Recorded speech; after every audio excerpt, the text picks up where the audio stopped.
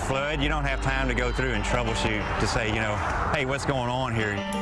When the waters rise, you'd expect city and county leaders could warn you that danger is on the way. But a KXAN investigation found 2 early warning devices meant to keep you safe actually washed away or stopped working during our flood in October. Today, crews from the United States Geological Survey were out installing new fortified flood gauges. KXAN investigator Robert Maxwell shows us the agency is playing catch-up in our part of Texas, also known as Flash Flood Alley. First, want to point out my photographer, Julie Karam, is in the now dry Onion Creek riverbed about 25-30 feet below me here. This is the old flood gauge that was broken during the flood when the flood waters overtopped it and pushed it onto its side. The flood waters kept coming, in fact. Overtopping the bridge here up to about my chest height that morning.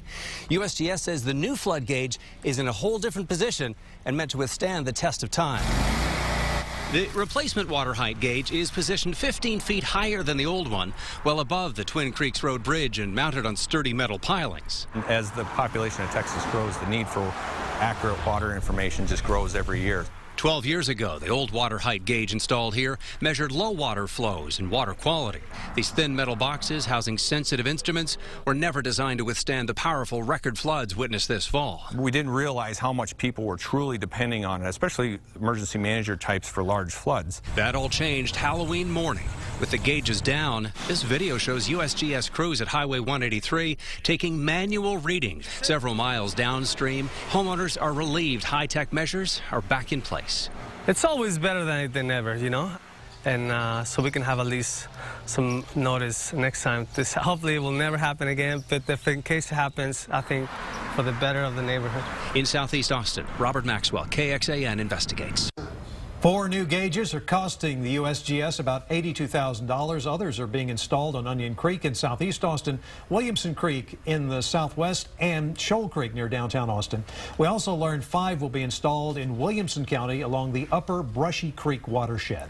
And I think what surprised a lot of people at that time is really how blind city leaders and all of us were to the flood because those gauges were broken. That's right. And just look at the reports over the box from Onion Creek at US 183. It tells really the whole story.